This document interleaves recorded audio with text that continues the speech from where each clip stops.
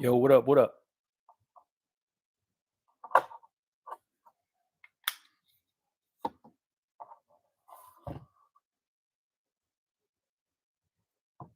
What's happening? What's happening? I was just updating some new microphones that I got for my phone. Uh, so yeah, here we are. G Dat was happening, Melody was happening, Diz, what up? I picked up the Rode mini mics or micro mics, the ones that look like this. These are the ones that I've been using for like the golf videos and stuff like that. Anything that's with my phone, I've been using these microphones because it was taking too long to pair the DJI mic micro mics, mic minis. I don't forget the name of those ones. The ones that come with the DJI, they're like little squares. When you put the receiver to your phone, it takes forever to pair them up. So I got these strictly for the phone. These are the Rode ones, and I just updated the firmware. That's all I was doing. Go Eagles, what's happening? Backdoor, what's happening? G6, what up? Leaving NorCal, headed to SoCal, then Orlando, Printing United. There it is, man. Get it. If you're going to be out there at Printing United, check in with G6 Customs, man. Stand by them if they're doing raffles. They're pretty lucky. Hey, man, I have close to 200K followers across all platforms. Hell yeah. And I'm so ready to drop my clothing brand. Been watching your videos for a little over 2 years. Sabong Nation YT, I'm guessing that's YouTube. Yeah, man, if you got close to 200K, might as well just go for it. That's dope. Fat Heck, what's going down? Hope to see some of you there. G6, yeah, man. If anybody's going to Printing United out in Orlando, hit up the homies G6 Customs, man. Go drink a beer with them. For me, I don't got much going on. Like I said, I was just updating these microphones. Looked at the time, I was like, oh shit, I better jump on. Soldier of the Most High was happening. 310, that's dope. Where in the 310 are you located? Samantha was happening. Yeah, I didn't really have much going on, man. Just want to jump on, try to answer some questions, help some people out. You guys know how this thing works. Carson, that's right.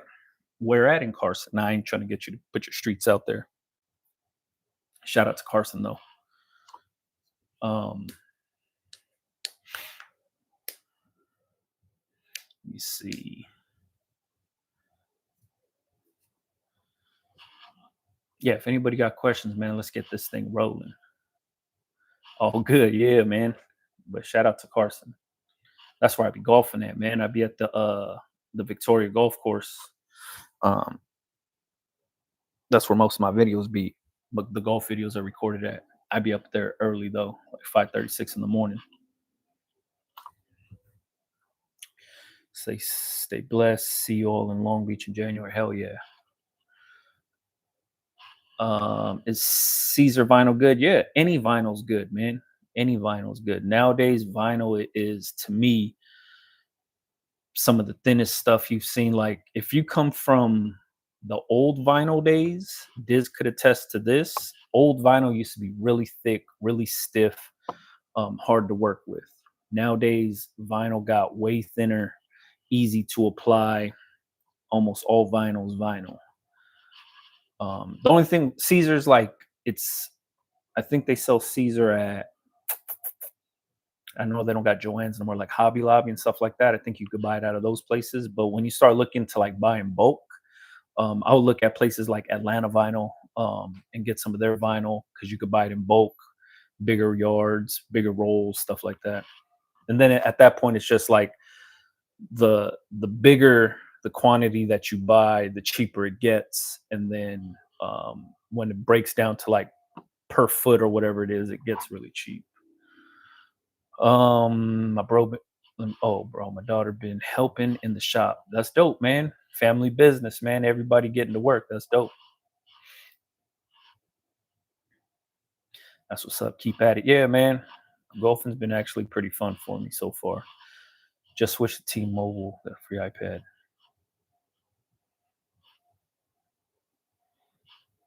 using Adobe Fresco. I don't know what Adobe Fresco is. I haven't seen that.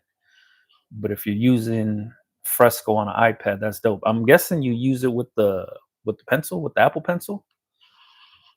Is screen printing better than vinyl? It really comes down to personal preference. Do you have the room and space to screen print, or is your space limited to just doing vinyl? Like if you're talking about doing it for yourself, those two can't be compared. It really comes down to just like personal preference, what makes sense to you. If you have somewhere to burn the screens, wash the screens, store the screens, and then actually do the printing, cool. You know what I mean? But if you're operating out of your bedroom or something like that, it might be a little difficult to do. You might be using your restroom to, wash the screens out, and using your closet to burn the screens and coat the screens with emotion. All of that good stuff all comes down to what your work area and workspace look like. But you can't compare the two. Whenever selling t-shirts online, how do you put up the colors that are available? Like through Shopify, you could just do, I think they're called variants. You could break down your variants by sizes. You could break down your variants by colors. You could break down your variants by, there's a few other options of like what you could break them down by. Diversified threads. It allows you to create full artwork designs using vector lines. Damn, that's dope. I've never heard of Adobe Fresco, but sounds dope. One of my homies, he just got a iPad, Apple Pencil, and I think he's on Procreate right now. So I'm gonna have him look into Adobe Fresco also. Has your sales been slow? Nah, man, sales been good. Like I don't know if you ever noticed this, but I tell you guys like how I'm marketing my t-shirts, how I'm selling them, how I'm doing everything when it comes to t-shirts. I kind of like I make YouTube videos about it to explain what I'm doing, how I'm selling products, everything that I'm doing. One of the biggest things that I do is, and this sounds very stupid, but this is how I drive majority of my sales, is I just show myself packing up orders. I show myself printing the t-shirts. I show myself cutting transfers or stitching hats. I just show myself doing that kind of stuff. The reason I do this is because I'm showing the product without intentionally like saying, "Hey, go buy my product." I'm giving the viewer a chance to see the product to see if they like it. But all I'm doing is showing myself going through the motions. Here's me packing up this order. Here's me stitching this hat. Here's me pressing up this shirt. Here's me folding shirts. Usually I'm wearing a shirt, like the South Bay shirt is something that I make. I also show myself like what design is on the shirt. All of that stuff is just subtly in the video, and that's what drives my online sales 100%. Like I made tons of videos about this, like explaining this tactic. That's all I'm doing. That it's basically on my Instagram for you guys to see how I'm doing things. So you could watch my YouTube video and be like, all right, he said he's doing this. Let me check his Instagram. You check the Instagram. That's all I'm doing. I don't think you guys have ever seen me just lay the t-shirt on my bed and take a picture and say, hey, go buy this shirt. Never do I do that. Sometimes I'll post like I just restocked this shirt and show me actually restocking the shirt. Um, but that's about it. Or maybe stitching up some hats saying I just restocked these hats. But the main way that I'm selling all of my online shit, t-shirts, hats, everything that I have to offer is just by me showing the process of making it, selling it, shipping it out. And those videos are the ones driving all the traffic. TikTok, I don't get a ton of views on TikTok, but it drives a ton of sales posting these videos on TikTok. Same exact thing goes for Instagram. I post this stuff on Instagram. You could look at my TikTok now, look at my Instagram now. It's just videos of me golfing, videos of me packing up orders, videos of me pressing t-shirts. That's it. I'm just showing what I'm doing, and those videos are landing into the right faces to actually buy the stuff. So sales have been good because I've been active on all social media platforms. When I like take a break from social media or like I'm not posting as regularly, I'm in a really good space right now where I'm just it became a habit to just record myself doing stuff. And building up that habit has kind of set me up for success to get into the mode of just recording, posting. And I'm posting across all social platforms. And uh, in return, sales are going up. And the times that I don't post regularly like that, sales start to take a dip. And then I have to get into, the mode of promoting my stuff and engaging with customers. But I haven't had to do no engaging. I haven't had to do anything but post lately. And that's what's driving sales. And nowhere in my captions or on the video say go to the link in my bio or anything like that. It's just people see the video, and through Shopify, through the analytics, you could see where they come from. You could see that, hey, this many people came here from TikTok, this many people came here from Instagram, this many people came here from a YouTube video link or whatever it is. You can see all that. And so far, TikTok and Instagram have been driving sales crazy, like crazy. And it's dope, man. It's cool to see because this is a tactic I've been working on just to see if it works. And then as I'm working through it and as it's working, I'm making current videos on YouTube to show you guys, like, hey, this is what I'm doing. You guys should try to do this because this is where I'm seeing some success. And it's all there in front of you guys. You could watch the YouTube videos. You could go to my TikTok and see what I'm posting on TikTok, how I'm posting. You could go to Instagram and see how I'm posting on there to get a better idea of what I'm doing. And you'll see, like, it's sometimes it's just a time lapse and there's not even no voice on there. I just throw some captions on there. It says what I'm doing. Restocking my store, or I'm packing up these orders. I'm going to the post office. I'm pressing these shirts. And then sometimes I'm talking on there with captions on there. This is what I'm doing, blah, blah, blah. It's pretty repetitive. It looks like it would be boring, but those videos are landing in the right faces. And I'm just going to ride it out until it doesn't work no more. You know what I mean? I'm using Procreate for designs, but I'm having trouble loading it into the vinyl cutter. It's not smooth like on Procreate. It's rough and shows pixelated areas. Is it the pencil I'm using? No, I don't think it's the pencil you're using. I think when you put it into the vinyl cutter software, you might have to revector it. I don't know if you're punching out vectors from Procreate, outputting it. So it might be something within your cut software that you would have to kind of clean things up before you send it to cut. I think, bro, time. Do you stock blanks or buy to order like the prints? Nah, I stock blanks, man. I show this a lot in my videos, and I just use totes, like the black ones with the yellow lids. You can buy them at Home Depot, Lowe's, Sam's Club, and Costco. Those same totes is what I stock blank T-shirts in. I buy them, I stock them by size, by color, put them in there. As orders come in, that's when I'll pull from there, press the shirts, and then shoot them out.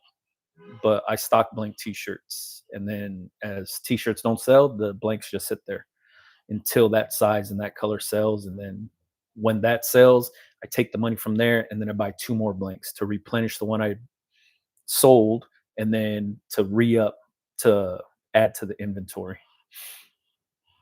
Are you still working with Econo Transfer? No, I'm not. I don't know what happened to Econo Transfer. They ended up shutting down, and they didn't sell in the US no more or something like that. So yeah, once when they went away and you guys seen they went away, I seen the same exact thing. Their page is not loading. Yeah, last I heard, they don't sell in the US anymore. So I've been trying out Atlanta Vinyl, and testing some of their stuff out, and it's been pretty good. But I haven't used too much vinyl because I still have a ton of Econo Transfer vinyl that I bought long ago. Like I used to buy in like the really big rolls. And I only, I cut vinyl whenever I have new designs to test out, and that's basically it. I would order a few extra blanks of popular sizes each order you get, especially if they're on sale. Yeah, that's usually how it rolls. Um, the one above all was happening. I'm ready to launch my brand due to finances. Some set of the teas will not be private labels. and one will have my brand on the neck label. Is there a poor perception leaving the print on demand label? For myself, I don't think anybody's buying your t-shirts based on the label in your neck label. Like, I don't think anybody's buying the t-shirt for the neck label. I think they're buying the t-shirt for the design on the outside. A lot of us put too much thought into neck label has to be this, hang tags that, blah, blah, blah. If we're a startup company, startup brand, the biggest thing that we can do is focus on what's on the outside, not necessarily on the inside. You want to start getting sales to start getting into like that rhythm of actually processing out orders and doing stuff. And then you could fine tune things as you go along. Then you could add neck labels later if you wanted to. All of that stuff, not really needed, in my opinion, right out the gate. You put so much focus into those small details right when you're getting started. And you might hear people say branding is everything and blah, blah, blah. To me, I think actually making the sale means way more than the small details when you're first starting out. Do those small details help? Later on down the line, they will. But when you're first starting out, it doesn't really matter because people aren't checking for your brand name or your logo or anything like that. They're checking for what's on the outside of the t-shirt. So put more focus on the design on the outside to get the sale. And then as time goes on, you'll start to fine tune what your branding should look like, if that makes any sense. That's my personal opinion, man. For the longest time, I didn't put any neck labels in my t-shirts. I just used the Pro Club tag and the All Style tag, and that was it. Like, it didn't that part of the game didn't matter to me because nobody was buying my t-shirts based on the neck label. They were buying it based on what the design on the outside was. When you create a design and start selling it, has someone asked you if you can add lettering like to that design? And if they do you agree or just no, I sell it as is, man. Like, whatever I think the design is and what I want to put out is what I do. I don't bend for the customer because the customer doesn't own my business. I own my business. Can the customer have a suggestion? Yeah, but are you going to do that to every single customer? The customer is going to say, "Nah, I don't like this one, but you should add this." Then you're going to go do that for the customer. I don't do that. It's like, this is what the shit looks like. This is what I'm putting out. Take it or leave it. You know what I mean? You can't please every customer. And I know, I get it that you don't want to turn away customers. Like, I understand that part. But at the end of the day, you got to remember this is your business, not the customer's business. And you have to do what you feel confident in. Anytime you take an outside opinion from anybody, a customer, a family member, a friend, anybody that's chirping about your business and you're going to listen to them, you now work for them. And if that's how you want to operate, fine by me. I don't operate that way. If a customer says, I don't like the way this lettering looks, you should do this lettering, or it should say this instead of this, I say, all right, cool. But I don't give it no type of attention because I'm putting out stuff that I want to put out. And I feel confident in what I'm putting out. If they don't like it, that customer's not made for that t-shirt. Also, they asked me price for 20 t-shirts. I felt like if they wanted special pricing, have you gone through that? I've gone through that all the time. You have to be firm on your pricing. Do not bend for the customer. If you're bending for the customer, that customer is now your boss. Think of it that way. This is your business. You, the business owner, set the pricing, make the designs, figure out what blanks you're using, what transfers you're using, the equipment you're using. You're putting all your thought into this stuff. If you're allowing an outside voice who has no investment in your business to tell you what to do, you are now second guessing your own choices and basing it on somebody else's taste. And if they don't have no investment in your business, why are you going to base your whole business off of that person's recommendation? I say, nah, don't do that. Go based on your own gut feelings. So that way, if things work out, cool, that was your decision. If things don't work out, cool, there's nobody to blame but yourself. But if your business tanks because you listen to somebody else's recommendation, you could blame that person all day long, but they don't have no investment in your business. They don't give a fuck. Like, they're just be like, oh shit, I thought it was cool. That's one out of 10 billion people. Don't do it. Where can I get stickers? You could check out G6 Custom Designs on Instagram. You can also check out Boulevard Stickers on Instagram. RA Baskets, what's happening? Just working on a design for my family reunion. Hell yeah, get that money.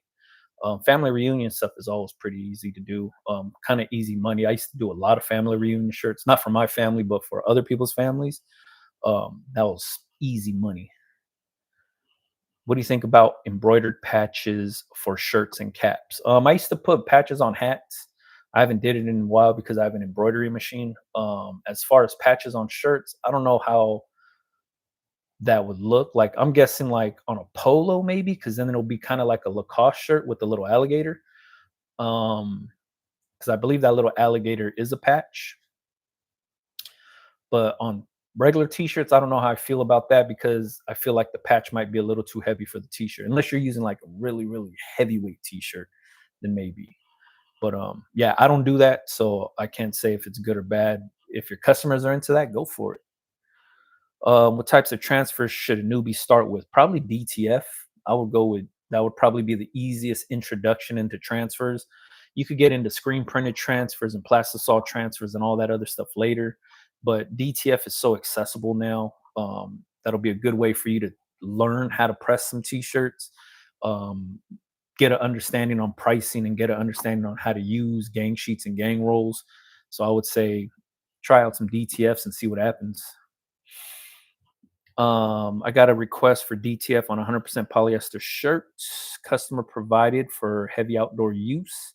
I've never done DTF. Should I purchase my own experiment shirt or require customer to provide it? I would purchase your own to test it out before you fuck up, your customer shirts. I rarely take in any jobs that the customer supplies the shirts. The reason I do that is because if I jack that shirt up, mistakes happen. We all make them. Doesn't matter how long you've been in the game, mistakes happen. Let's say it's like some fucking crazy shirt that you can't get your hands on. Like in this case, 100% polyester shirt. You don't know the wholesaler. You don't have a account with them. If you mess up one shirt, you can't replace that one shirt. So usually what I do is when I take in these jobs and I talk to the customer, like, yeah, what kind of shirt you want, blah, blah, blah. I'll look for the wholesaler and say, all right, I could get this shirt. This is how much it costs. Um, that way I know where I can replace that shirt from. I don't want to be stuck in a situation where they provide some hard to find shirt. I mess some up and now I messed up their t-shirt that I cannot replace. So I rarely do that. The other thing for polyester t-shirts, if it's a colored polyester and not white, like let's say it's black polyester and you press like a white design on there, if your transfer does not have a sub blocker on there that blocks out the dye migration, your white print on a black polyester shirt will now look gray. Like the print will look brownish gray because what polyester is that, I mean, what, like let's say a black polyester t-shirt might have been dyed black. When you heat it up, the gases from the pigment start to come off the t-shirt under heat and then they overlay onto the print. So like see this print's white. If this was 100% black polyester t-shirt and I press this white print on there, dye migration is the dye from the pigment on the t-shirt is going to seep over that print and then turn that gray. So like the black pigment will go over the white and then it's going to look gray. So when you buy the transfers, make sure whoever's printing your transfers is adding a sub blocker on top of that transfer. Let them know you're pressing on 100% polyester. Let them know the color of t-shirt that you're pressing on. So that way they can print the transfer correctly for you. I'm looking at super color low melt blocker in gang sheet. Also never done a gang sheet setup. Oh yeah. So if you're looking at super color low melt blocker, perfect. If you've never done a gang sheet, it's simple. All you do is go into your design software. You have your design that you already have ready to go, sized up, ready to go. In a separate artboard, you open up whatever the gang sheet size is. I think it's 11.7 by 16 and a half or something like that. You set the artboard up. All you're doing is dragging the design from the original file over to that gang sheet. and then that's all you do. You put it on there, you place it on, put whatever other designs you want on there, gang up everything on that artboard, you're good to go. 15-cent transfers for a new design, or go with DTF first? I would probably say DTF. It might be cheaper. Seems like 15-cent transfers might be cheap, but then at the same exact time, you have to pay setup fees and shit like that for them. So DTF might be cheaper to test something out if it's especially a new design. Um, I test out all my designs before I buy in bulk transfers because I want to make sure that I'm creating a design that I can sell. So I test out everything before I actually order transfers and put it out to market and stuff. Um, what niche of DTF transfer should a newbie buy? There's no real niche. It's more of just DTF gang rules. Find somebody that's affordable to you, that fits your budget, that has a good turnaround time. You could look at people like the T-shirt Buddy. He sells transfers. He also creates content about the transfers he sells. He would be a good person to buy from. Um, who else? Heart and Hustle sells transfers. ADub Production sells transfers. Rye Beats sells transfers. The Merch Studio on TikTok, he sells transfers. Um, Crispy Prince, Mike Tees, he sells DTF transfers. There's a few out there. You just got to find somebody that you can afford, somebody that has a good turnaround time, what their shipping looks like. You know what I mean? Majority of the prints are basically the same. So that's where I would start. And as a newbie, I'd probably get samples from every DTF transfer printer around town that you can find and test them all out. Make sure you can lay them down before you make a place order. Great explanation on shirt and color bleed. Thanks for the mini lesson. Yeah, and that's mainly for polyester. 100% cotton, not so much. But for polyester, if you're pressing on 100% polyester, colored polyester shirts, make sure there's a sub blocker in there. And it's for dye migration. That's what it's technically called. Sorry, video on how you ship your orders, but I have questions on how to print the labels. Is there a software for that? Nope, no software. How does that work? Do you have a video on how to do your shipping labels? All you do is I use Shopify to run my whole store. That's where you could buy the shirt from. That's where I process the orders. That's where I buy my postage from. So through Shopify, once the order comes in, I get an alert and it says you have a new order.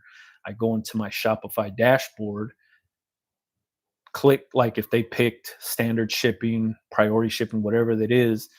I go on there, I press yes, I want to do priority shipping USPS through the post office. Buy it, print it out with my thermal printer. That's the only thing is I use a Dymo label writer. Um, it's cool. There's tons of other thermal printers out there. You don't have to use that one. Um, Print it out, slap it on. But everything is done through Shopify. That's the reason I use Shopify is because I could host my online store on there, put up all the products I want, set the prices, uh, do everything, create the whole site through Shopify. And then all the orders are processed through Shopify. All the money comes through Shopify. The credit card transactions are through Shopify. The shipping labels are purchased through Shopify. Everything is done in Shopify. I just did my first Super DTF order from Supercolor for a simple line text job. Boy, does it beat weeding. Yeah, that's for sure, man. If you came from vinyl and going into DTF, um, game changer. You know what I mean? Weeding takes fucking forever. So I would say, that's one of the big benefits to doing that. And especially Fat Heck, I think you're in the Harbor area or South Bay area. Um, you know, Supercolor is right here in Hawthorne. They used to be in Gardena, man, on Gramercy, like in between 166 and Artesia, like where Crenshaw Lumber is. They used to be right behind there. I think they still might do some stuff out of there, but they're in Hawthorne now. Square versus Shopify. I've never used Square. I've used Shopify, so I like Shopify better. Rollo is also a nice thermal printer. There you go. One reason I don't really recommend the Dymo label writer that I use is those print off of a roll. So if you're printing a ton of orders, right? And you're just shit like a bunch of labels are coming out, they start to roll over on each other and they curl up. Um, I like it better when the labels lay flat because I stack the t-shirt up, put the label down. So then that way, like say if I'm doing like 20 orders or something, I could put the label underneath the hat. I could put and I'm just saying like lay it on a table so I keep everything in order. But then as they curl up, they don't lay flat. So like it's a pain in the ass and an inconvenience for myself. That's why I don't um I don't care for that label printer, but I've had it for so long that, until it breaks, I probably won't buy another one. I just submitted a quote to a friend of mine for a 2 location full color design. He's checking around with a couple other local shops for pricing, but already told me my pricing is very competitive. That's good. Having competitive pricing is really good. Don't sell yourself short though, you know what I mean? Like just to get the job. But as long as you're still making money on that, there's nothing wrong with it. It's around the corner from my house. Hell yeah. So you must live out in Hawthorne somewhere, man. That's what I'm talking about. Fat heck. Get that money, bro. I was just at Common Space. The brewery is right down the street from there. I was just there the other day. Supposed to make a decision this week. Crossing my fingers, I get the job. Hell yeah, man. And that's one of many. You know what I mean? That's one of many jobs. Sandra, what's happening? I did a subscription on Shopify first 2 months. Hell yeah, there you go. Shopify is dope, man. I've been using it for years. I love that thing. Super powerful, very dummy friendly. I'm not good at like that kind of stuff. And picking the theme and layout fairly easy. Uploading your images, they make it very easy. Setting the pricing very easy. And there's tons of videos from Shopify that they make that help you get started. With all that rain in LA, all that rain LA had, did it affect your shop? Not too much. Um, didn't really mess things up, but it did pour out. It was dumping. Should I buy a 5-in-1 heat press or a standard heat press? What's the pros and cons? Pro of just getting a standard heat press is that's all it's made for, is just clamshell flat. You're doing good. 5-in-1, you're swapping a bunch of things out. It sounds good, but when you start messing with the heating elements, plugging, unplugging, swapping things out, things start to get messed up. So I always suggest people going with the standard heat press for whatever they're planning on doing, because those 5-in-1s tend to go bad a lot. How to charge per dozen if using DTF for a bus. Wait, for a shirt example, lawnmower business. How to charge? You charge what the t-shirts cost, what the transfers cost, and what your labors cost. You as the business owner have to know what you value your time at. If you don't know what your hourly rate is going to be, stop business right now and try to figure that part out. It's very easy. What do you get paid at your day job right now per hour? Use that as a baseline, because if you weren't making t-shirts, what would you be doing to make money that hour? Now, does it take an hour to do a dozen t-shirts? No, but you need a baseline on what you think your hourly rate should be. Most people are like, man, I should be making $700 an hour as a business owner. Be realistic with yourself. You know what I mean? You want to be able to figure out what your hourly rate is.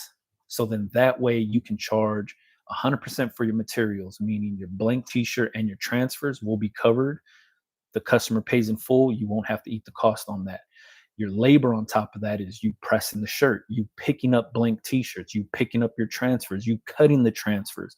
All of that is labor. The consultation between you and the customer, that's part of your labor. You have to factor all that in to make sure you're getting paid what your time is worth. Most people want to place a dollar amount per shirt. That's not how the shit works. When you place a dollar amount per shirt, if that shirt takes you fucking 5 hours to make and you only charge the customer $20 for that shirt, you basically are getting paid $4 an hour. when it breaks down that way. And 5 hours sounds crazy, but if the consultation between you and the customer took like an hour, and let's say you designed something and it took 2 hours for you to design, and then you went back and forth with the customer again for another hour, that's already 4 hours right there, and you haven't even pressed the shirt yet. And then when we're talking about pressing and stuff like that, who knows if it takes you another hour. So if you're placing a dollar amount just on the shirt, not knowing how long it's going to take you to do, you could be shortchanging yourself and you're losing money at that point. And if you're losing money, that's bad business. So I always recommend people to understand what their time is worth. What is your hourly rate? How much should you get paid an hour to do whatever you're doing?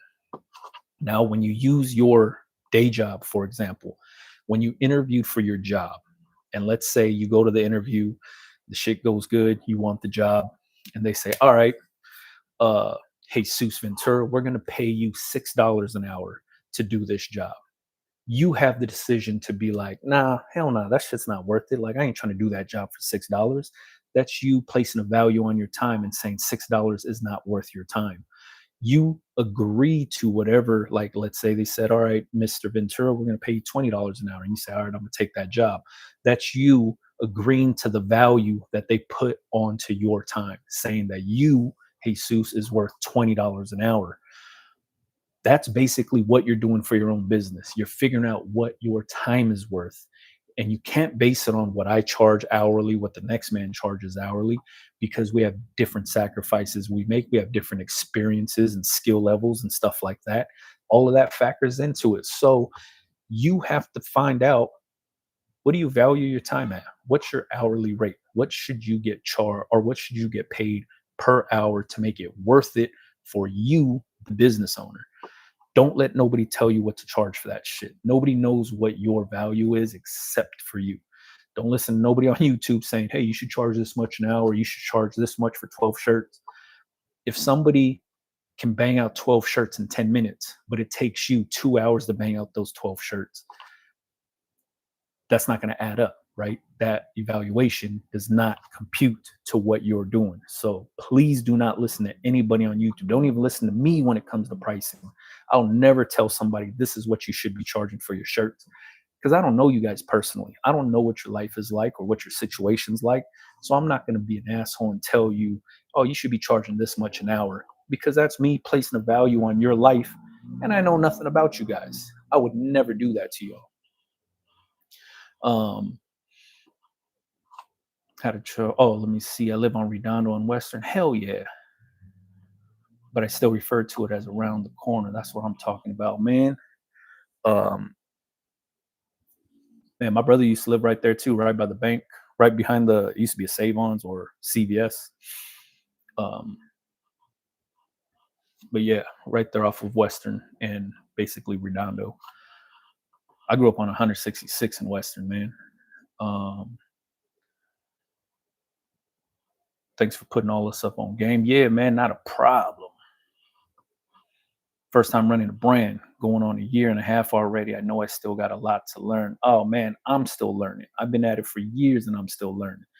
New shit happens, things evolve, technology evolves, all that shit is always going to be learning something new. You know what I mean? And it only benefits us, the business owner. Once we get like complacent and we're like, yeah, I know everything, that's when shit starts to crumble. You know what I mean? So always like really pack it in and be like, you know what, like I'm open to learning more shit all the time. I've lost a lot of friends who try to tell me what I'm worth. Yeah, it's really nobody's, literally nobody should be telling anybody what they're actually worth and putting a dollar amount on them, because that shit is man, that's a messed up thing, you know what I mean? Better yet, tell me what my school training and hours that I put into my craft is worth. It's a cold thing, man, and a lot of people don't see it that way. And a lot of people on YouTube that talk about business and blah blah blah don't see it that way either. For myself, who I do this, I really run a business like this.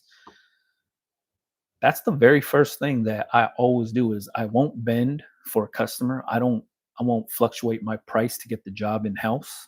To me, every job isn't a good job. You know what I mean? As the business owner, I have all the opportunity to pick and choose what jobs I want to take in, which ones seem like it's not going to be a headache for me, which ones seem like it's not going to occupy too much of my time, which ones aren't like, you know what I mean? Like if the customer seems like they're going to be a headache, I turn them down.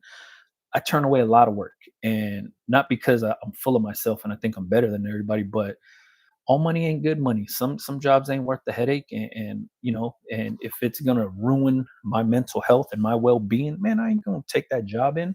But at the same exact time, I'm very confident in what I provide as a service. If I'm printing for somebody else, I'm very confident in what I do. So I feel like I should be compensated for that. You know what I mean? I've been at this for a long time, so the years I put in, I'm not going to just be like, all right, you know, you think that t-shirt should cost this much. It's going to take me 10 hours, but since you only want to pay $15, I'll do it for you. That's not how the shit works. You know what I mean? If they can't meet me at my price, then they're not worth my services. And that's how I feel. Does everybody have to feel that way? Probably not. You know what I mean? Like, probably most people wouldn't agree with that. They'd be like, the customer's always right, blah, blah, blah. I don't think that's the case. What I think is, I know what I bring to the table. I know what my services are worth. I know I do a good job. I know I do a damn good job. I'm confident in everything that I offer: blank t-shirts, transfers, the equipment I use, anything, like when it comes to like even me delivering the shirts. I know what I bring to the table. So if you can't meet me at my price on what my services are worth, then you aren't the right customer for me. And I might not be the right business for you. And if you're just going based on price to fit your budget and my prices don't fit your budget, then my business is not worth it for you. That sounds arrogant as hell. And it really does sound cocky and shit like that. But if I decided to start bending and fluctuating my prices for every client, now, if I just said, all right, I want to keep this job in, but I'll charge you half price, blah, blah, blah. Now my price with that customer is always going to be half price. The minute I try to be like, all right, I got to start charging you full price, they're gonna be like, nah, what happened to, you know, the half off thing, man? Like, when'd you raise the prices? Blah, blah, blah. They don't really value you at that point. So in order to eliminate all that, I don't even get into that conversation. This is my price. This is what it is. I'm very upfront with my customers. This is what the blanks cost. This is what the print costs. This is what my labor costs. I'll break it down for them.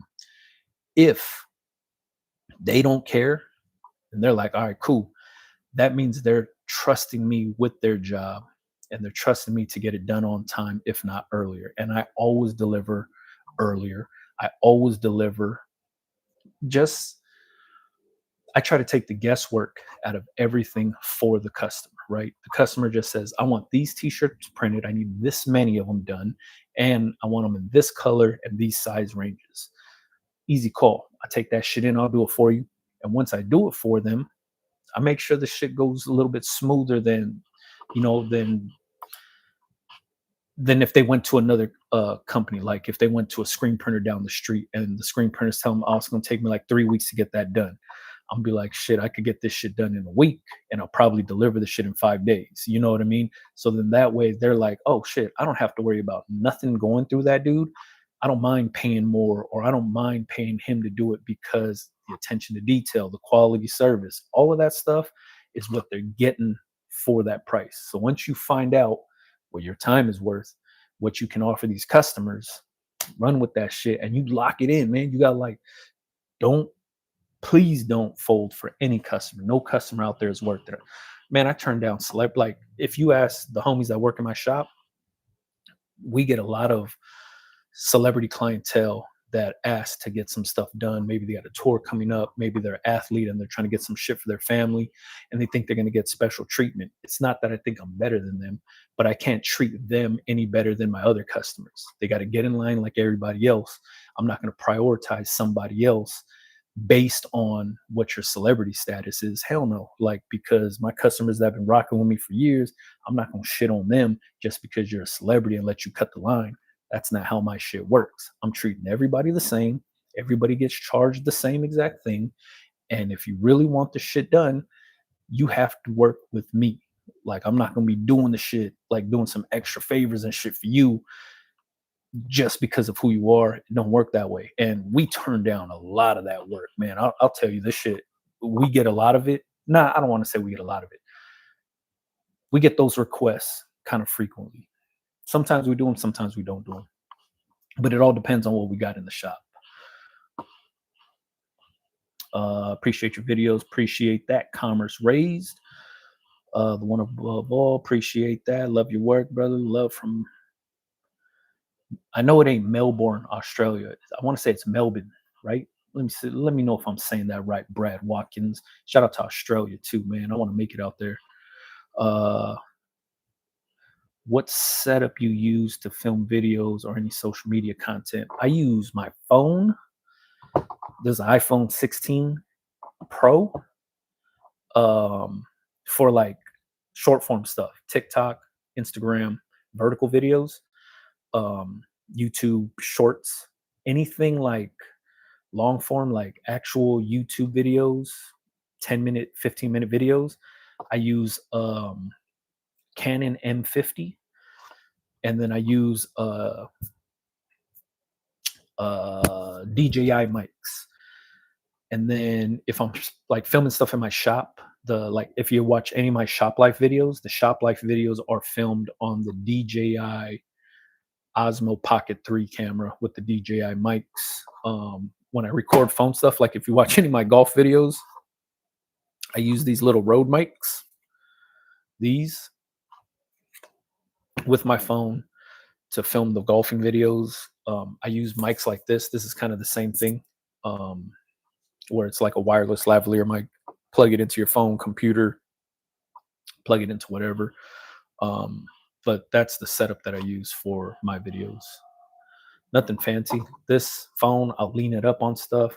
A lot of the golf videos that you guys see, I'm either leaning it up on the ground against the little basket that holds the golf balls, or I'll prop it up in the golf bag against like some clubs and then press record and try to film some stuff right off the golf bag.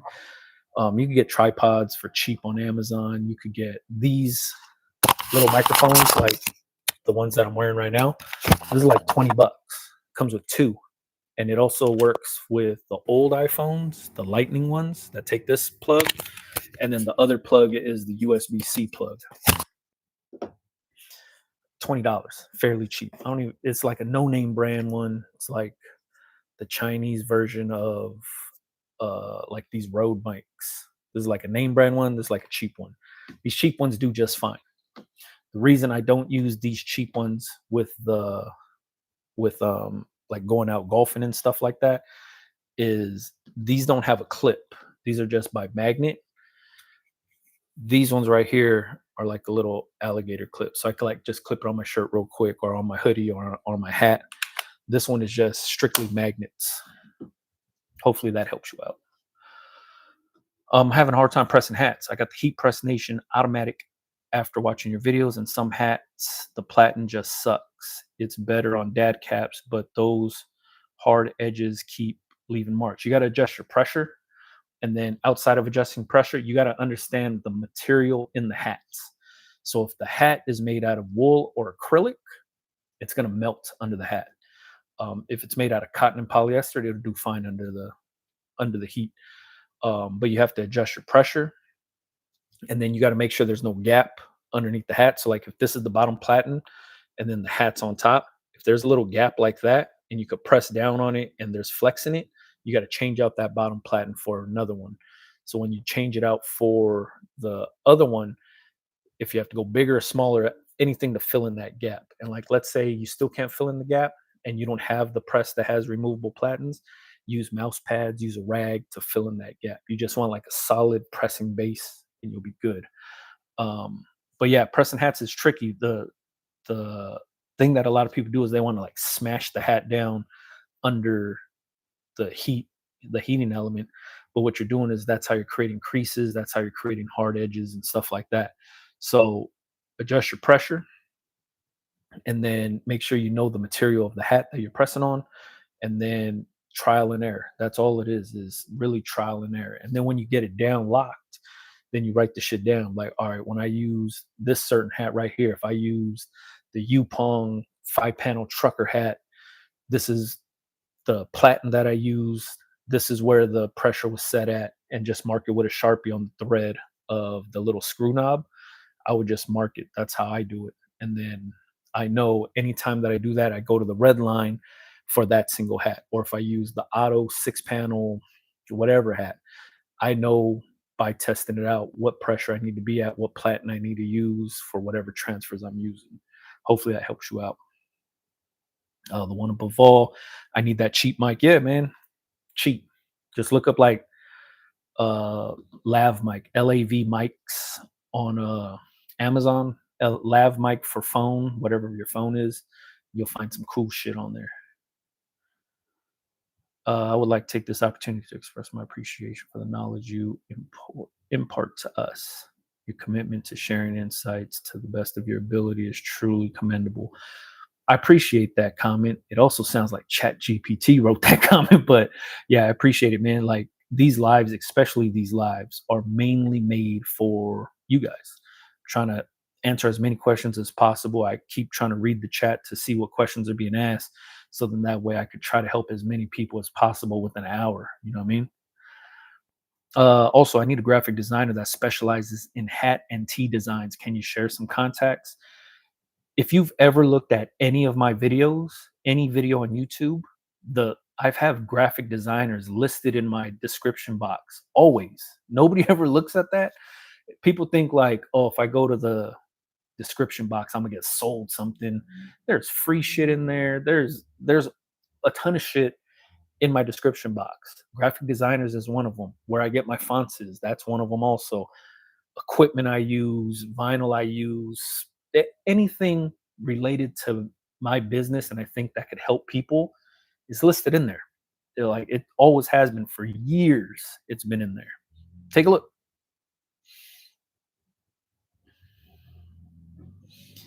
See, no, it's not. Nah, I'm just messing around, man. I'm just messing around with the Chat GPT stuff. But for like the biggest reason why I do this stuff, like uh the lives, is for the people, man. Just trying to help as many people as possible. I have the time, so why not? You know what I mean? Um, are you seeing crazy increases in regular shipping costs? I haven't yet. Um, I'm pretty sure it's coming, but like I just shipped out um priority mail through the post office. It was going to, I want to say, New Mexico, and that was going to get there in 2 days for priority from LA to New Mexico. And I want to say it was like $7. It's kind of like a standard thing. But then if I ship something priority to say New York or Florida, it's usually like $12. Um, and then if it's going to Hawaii, it's usually like $12 too. And it's kind of been steady around that.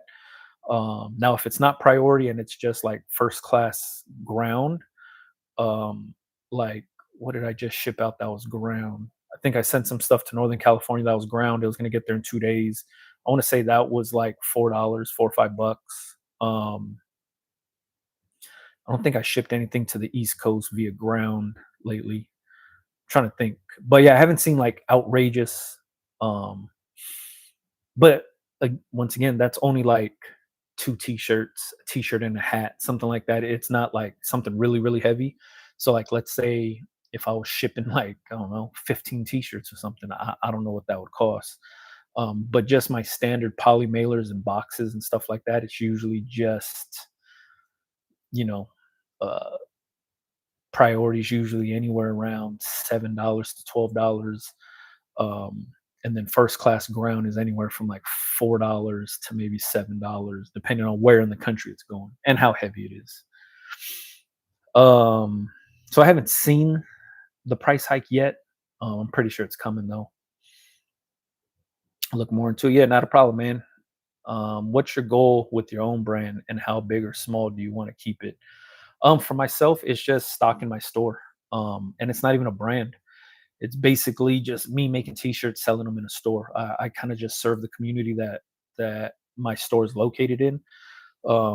It's in this weird area of the city of Torrance. We're on a main street, but it's also centralized to the South Bay of Los Angeles. So what I do in my store is I sell shit like this that say South Bay, a lot of LA based stuff, a lot of uh yeah, LA shit, West Side shit, South Bay shit. It's mainly for the community. So I wouldn't even call it a brand. It's just somewhere where the community could come to buy shit to represent the community.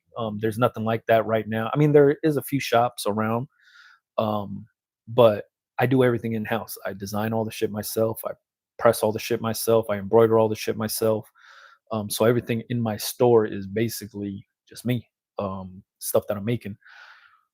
As far as how big, it's limited to how big it could get because it's community based, right? So it's just mainly keeping the store profitable and providing the community with dope shit. That's kind of my only goal. When I ran other brands, the goal anytime I do a brand is get it as big as I possibly can to where somebody wants to buy it. And then when somebody wants to buy it, I sell it off. Um, that to me is always kind of a cool goal because you know, there's only so much that I can do until I have to hire people to do stuff for me. And at that point, that brand has caught so much traction where if I needed the help, there's always somebody interested in buying it out and taking it to the next level. So that's usually my goal when I run brands and stuff. Is just take it to as high as I possibly can to catch notice of somebody that actually wants to buy it and they see the vision that I have and they want to, carry it further, then by all means, that's how I work. Yeah, you pronounce that the way we say it. A lot of people in the US pronounce it as Melbourne. Yeah. We actually have a Melbourne. That's why out in Florida. So I think that's why people get it messed up. But I understand that you guys all say Melbourne. It's not a big deal, just different accents. Hell yeah, a lot of good golf courses here to try out too. Man, I'm looking forward to it, man. Like me and my family definitely want to go check out some Australia, man. We think it'll be dope. I hit up a really good graphic designer that I will definitely work with one day, but his prices were way out of my league as I'm a new business. I'm going to use Fiverr for now till I perfect my own design. That's all it is, man. If you can't do shit right now, you do shit based on your own budget for now. In the meantime, you can always, utilize other people and stuff like that. But for the most part, as you're learning the design software and process and getting your skills up, nothing wrong with using other people, man. Wow, in Georgia, two T's. Georgia to Ohio, 1120 regular. That's like regular flat rate. I mean, not flat rate, first class ground. I use Shopify. Shopify gives you a little discount, not a big discount. It was a really tiny discount, but that's why I use. How much are you paying for graphic design? I design all my own stuff. We're three graphic designers in our shop, and we've been considering to offer it. Hell yeah. So if anybody is looking for a graphic designer, Cutie Lash out of Chicago is offering up services, man. I find myself struggling with which direction to go. I have my brand, but I feel stuck. So I wanted to do shirts for people or my ideas in the meantime. Then I started struggling with design. A lot of times, what we're doing is we're just chasing the money, right? So, like, let's say your full vision is towards the brand, and you're like, I want to get my brand off the ground, and you don't see no money coming in. So, you're like, what's like the low hanging fruit? Like, how can I make the easiest money and the most money possible? Like, all right, let me just start printing for other people. Everybody goes through this shit. Usually what ends up happening, and this is what I tell everybody, is wherever the money's coming in from, like wherever you see the money coming in, focus on that first. So if the money's coming in from printing for other people, focus on that. Your brand can always be worked on later on, but focus on that. If that's bringing in the money, that's helping you get the reps in. That's helping you figure out your processes, what works for you within your workshop, figuring out blank t-shirts, transfers, settings, all that good stuff. Wherever the money's coming in from is that's where you're going to be like paying the bills. And then as time goes on, things get easier.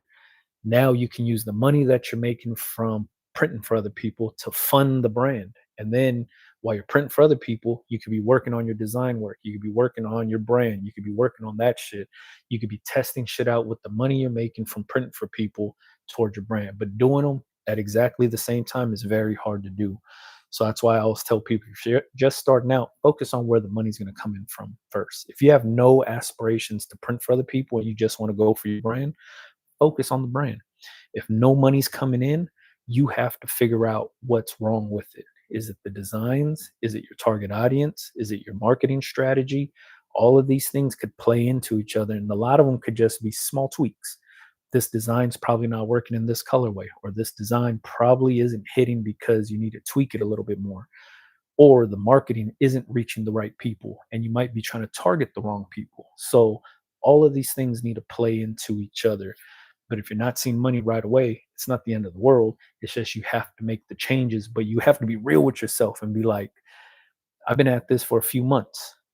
This marketing strategy, marketing these t-shirts ain't working. Time to change up. So let me change up the design. Use the same marketing strategy. If that's not it, then now you have to switch up the marketing strategy and then start working on the old design and marketing that one to the people. But I always say, know your customer first, create designs for those customers. When you create designs first and try to look for customers, shit is hard to do. It's almost backwards. Sounds like it's not, but it really is. When you make something that has a specific target audience in mind and you're making something for them, you know exactly who you're going to market it to because you're creating it for them. A lot of times we have just dumb ideas in our head and we're like, man, I want this on a shirt. I think this will be dope. This logo would be dope. We're not even thinking about customers at that time. We're thinking about, I'm going to sell this shit to the world. That's the wrong way of thinking about it.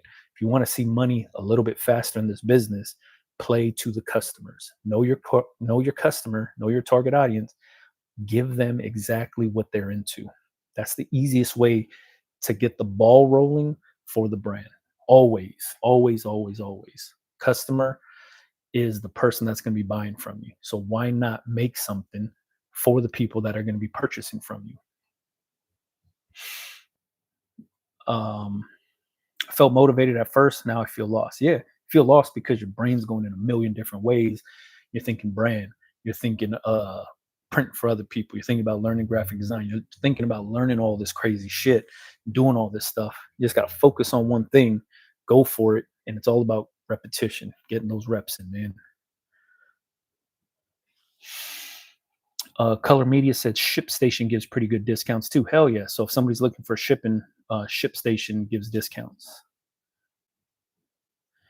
Cutie Lash said, we are Art to Wear Lab. So if anybody's looking for graphic design, Art to Wear Lab got you covered. Ravent, what's happening? Uh, what would you say is the most difficult part about keeping a clothing brand alive? Um, there's a few things. A lot of it is imposter syndrome. A lot of it is trying to compare yourself to other things that are out there in the market now. Um, and a lot of it is people have the good idea first starting out, but they don't have the follow-up idea after that.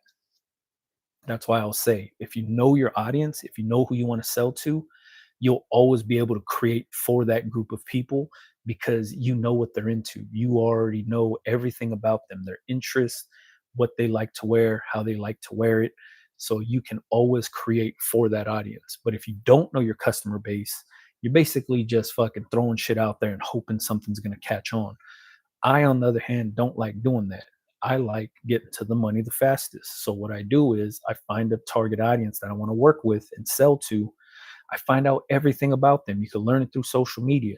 If I wanted to sell shit to people that, I don't know, fucking drive Toyota Tacomas, right? I'm like, all right, my target audience is people that drive Toyota Tacomas.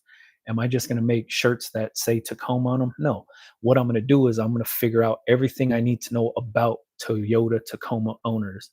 The guys that lift them up, the guys that go off-roading, the guys that just do overlanding, that like camp in their shit. I'm going to look at the dudes that ride the shit stock. I'm going to look at dudes that are into the shit because they want to put all kind of crazy shit in the bed of their truck.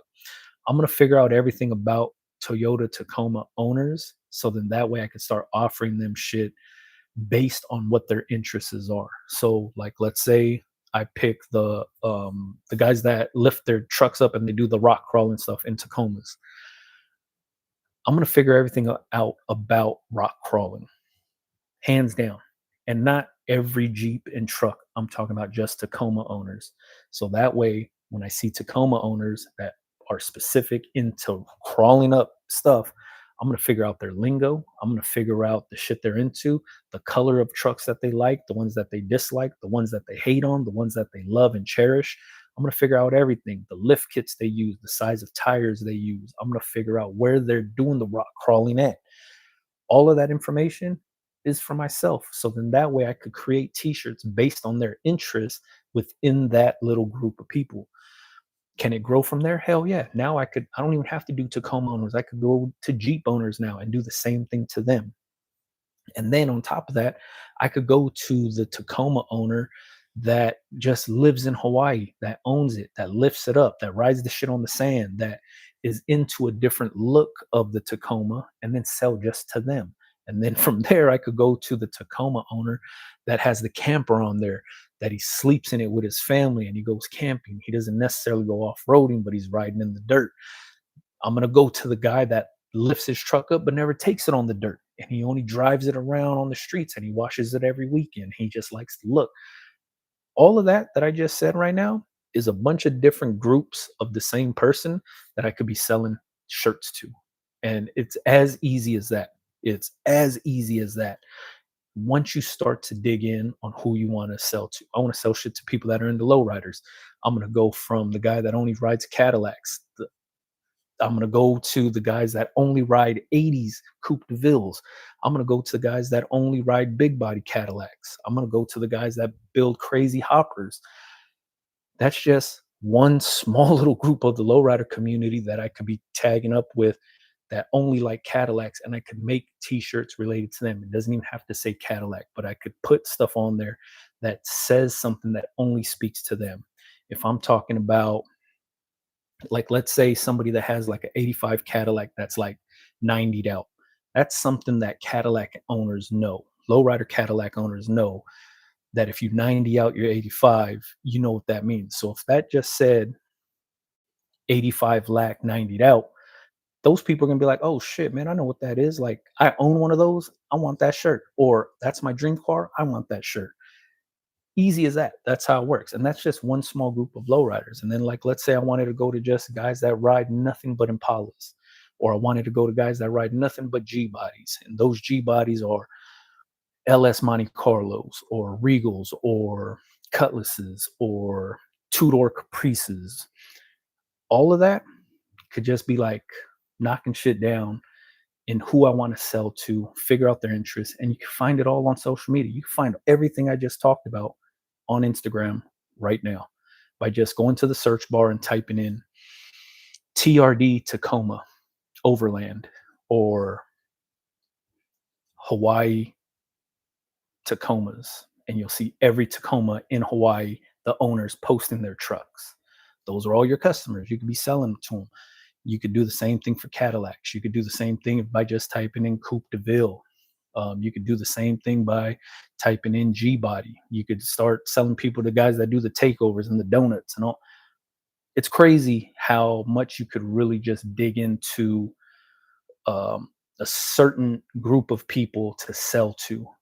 So I always start with the customer first, figure out their likes, what their interests are, and then I create stuff based on those interests and offer it strictly to them. And then I just target them and I'm conversating with them. I'm creating just conversations out the blue with these people so they start seeing the products that I'm making. All I'm doing. Um,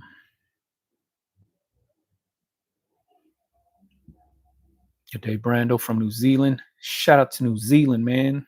Jonesy TV. I think that's your name. Cornbread said, just press my own shirt, own shit today, prototyping and wearing it at work right now. Hell yeah, Cornbread. That's what I'm talking about. That's how the shit works. Do you remember Hawaiian Creation Tees? They used to sell next to Tensing Rush. Man, I used to work there. That Sporting Ideas is the whole reason why I created my store. Because what's I used to work at Sporting Ideas. This man, I was like, I first started working there when I was 14, I think. My brother worked there too. There was two sides. The one right next to Tinsing was the snowboard shop, and then the one next to that, it actually had a house in the back. That one was all the clothing, t-shirts, HIC Hawaiian Island Creation was sold in there. Big Johnson was sold in there. Gardena Locals Only was sold in there. Um, that swim like shorts, they had all kind of shit in there. A lot of stuff from Hawaii was like we used to make local slippers in that thing. Um, but yeah, that store is the reason why I created my store, was because Sporting Ideas was the only place you can go to find that kind of stuff at the time. Um, and once they closed up, we didn't have that no more. So there was no other store that popped up around Gardena in the South Bay that offered the same thing, not just a skate shop, but just the clothing in general. And that's why I started my store. So if you go to my store, there's a lot of island based stuff in there, same thing like Sporting Ideas used to have. And then there's a lot of local based stuff, like meaning geographically local to the South Bay. You'll find South Bay shirts, Gardena shirts, stuff like that in my store, because that's what Sporting Ideas used to have. Like the clientele that used to go in there was everybody. You had, Hawaiians, Asians, Hispanics. There's everybody shopped at Sporting Ideas at that time. So it's crazy that you had mentioned that. But yeah, I used to work there, man. Air it out low and slow. Hell yeah, that's what I'm talking about. Thank you for all you do. My question is simple. Do I need an LLC to get on Shopify? No, you don't. No LLCs need to get on Shopify. And I work from home. And my question is, would you put your home address on the LLC? You have to. If you're a home business, you have to file where you're conducting your business. You can't use a PO box. You can't use a virtual mailbox. You have to tell whoever you're registering your business with, whatever state, county, city you're in, where you're conducting your business. That's only for public record of saying this business is registered here at this address. If you ever looked at the back of any newspaper, every single business that ever gets registered has to be published in the newspaper, a real circulating newspaper, because it becomes public record, dated, stamped. This is when that business started. So if you're a home business, you have to put your home address. Now, when you start shipping stuff out, your return address on the shipping label could be a PO box or a virtual mailbox or whatever it is. But when you're registering your business as a home business, you have to put your home address, because your state needs to know where you're conducting the business. Why are they going to let you register a business if they don't know where your business is located? They have to know. So that's what it is. So you don't need an LLC to get on Shopify. And you do need to put your home address if you're registering your business as a home business. Mendez Graphics, what's happening, bro? So with the knowledge, thanks, Brando. Who needs a designer? I'm here to help. Mendez Graphics is dope as hell. Jerry's a solid graphic designer. He also prints stickers. So whoever was looking for stickers, hit up Jerry Mendez or Mendez Graphics. Damn, those VWTs are classic. Wish I had access to those designs. Those were all local screen printers too. Hino Designs, that used to be in Gardena. Chip Hino, he was the one that was printing a lot of that stuff back then. Shout out to Hino Designs, man. But yeah, they were the ones that was printing a lot of that stuff for Sporting Ideas back then. That's what's up. Well said. Yeah, not a problem, man. Gems you drop, much appreciated. Nah, thank you guys for even watching this stuff. How long did it take you to get comfortable with Adobe Illustrator? I'm still not comfortable with Adobe Illustrator. I'm comfortable with Photoshop more than Illustrator. So I do a lot of stuff in Photoshop. Tajima checking in. What's happening, man? Shout out to Tajima. It's going good, man. It's going really good. Law from Kauai. Shout out to Kauai, man. My family's from my mom's side is from Kauai. They're from Kaloa. So shout out to Kauai. Let's do something. Let's do something. Tajima, what's happening, man? You guys hear it first. You guys seen it. Let's do something. I love Illustrator. Yeah, Mendez Graphics is dope as hell with the Illustrator stuff, man. So if you're looking for a graphic designer, hit them up. If you're looking for stickers, hit them up. Let me see. Yeah, if anybody else got any questions, man, shoot them out. Let me know what's happening. Try to help you guys out. I'll stay on for like another 10 minutes or so if you guys got questions. What's your thoughts on half-toning DTF? I think it's dope, man. I think half-toning DTF is cool. It gives it a cool feel, gives it a cool look. It also lets the print breathe through the t-shirt, which is I'm a big advocate for. Like this right here, this design's made solely like this, so I can let the t-shirt breathe through the print, right? If this was solid text, it'd just be solid text on here. But knocking out the black and letting the shirt show through just lets it breathe. So half toning is dope. Somebody was in here the last live I did, and they were like selling plugins for half toning on a Photoshop. I've done a few. Like I did a new shop shirt where I made it look like an old restaurant T-shirt, and I half toned that design, and it came out cool. I'm trying to figure out if I like half toning with dots more than half toning with lines, like which ones look better for myself. Um, have you seen that plugin for? Yeah, like I was just saying that the dude that makes the plugin was on the live last week or maybe the week before, and he was talking about that shit. And he was like, "Oh, I want to send you the plugin so you could check it out." I seen the videos. I thought it was dope. Makes it like super easy to do too.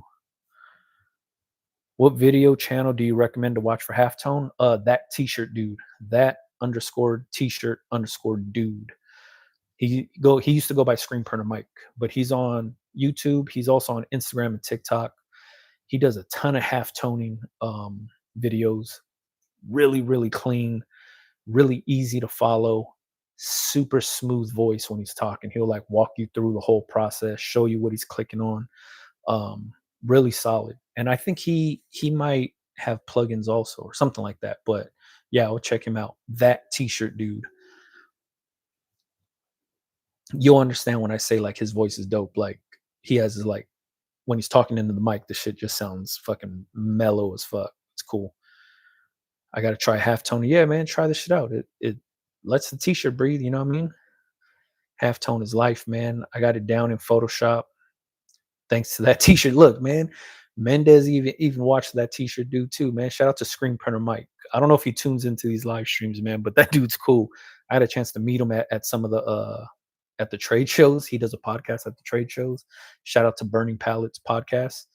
I was on there with them, but yeah, that dude's cool as hell, man. But that's how I learned how to half tone was watching his videos also. Like I said, it's very straightforward the way he teaches it. He goes step by step, what he's clicking, how he's doing things, and then you just make it work for yourself in your own designs. I'm half toning right now because of that t-shirt dude. Hell yeah, man. I can't even pronounce your name, Brad Obama. Hell yeah, man. Uh, T-shirt dude's plugin is DT Prep. There you go, man. Shout out to that t-shirt dude and DT Prep, man. Screen Printer Mike is the best. But yeah, if you guys haven't half toned any of your DTF designs yet, I would highly suggest checking out his videos, learning how to do it. You know, catch the plugin, make your life easier. Shit'll be cool, man. But I like it. I don't got no problems with it. Oh, there you go. I might be talking about DT Prep plugin. Yeah, like I said, man, they was on the last live and they was talking about it. I was like, man, that's dope as hell. So shout out to that t-shirt dude. Shout out to the plugin. Shout out to DT Prep. All that, man. AI designs the vector. I haven't jumped into AI yet. I'm not saying I'm against it. I just haven't had time to like dabble with it. Do I think it's going to be something crazy? Hell yeah. I think it's going to be something crazy. It's going to make it a lot easier for people to design and create stuff. But I have a good feeling that I see it now with like shit that people are making on Chat GPT, putting it onto like Instagram and stuff like that. There's a look to it that's easy to notice when something is made by AI. So I wonder the more people start creating on there, is it going to start spitting out a lot of the same similar stuff? Um, that might be interesting to see. I don't know, but I haven't really like got up in there and used it really and tried to get some stuff out of it. But I think it is going to be powerful, and I think it is going to be kind of big in the industry. I haven't checked, but are you doing LA with the Chucks on a sweatshirt? No. Once I sold out of those, the ones that say LA native, I don't know if I'm gonna bring that one back. I'm gonna be working on some other stuff. Would it be a write off for me and my wife to fly to Oahu to pick up some shirts? Hell yeah, it is. Yes, it is, man. I can't tell you like, yeah, do that, but that seems like a business justification to me.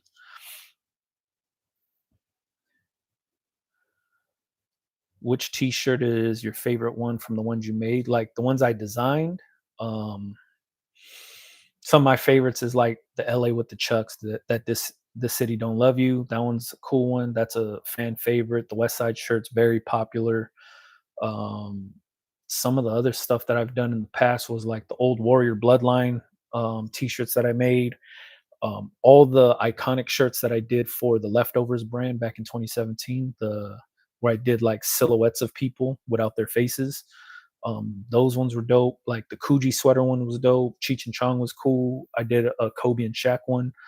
I did a bunch of them actually. Those designs were all fun to make. It's a game changer. You need to adjust values, and the prompts are important. That's what I'm hearing, man. I'm hearing the prompts is where it's at. I really want that LA with the Chucks. Yeah, the one I have right now up on the site is the This City Don't Love You one. The Native Mailman, what's happening, man? Um,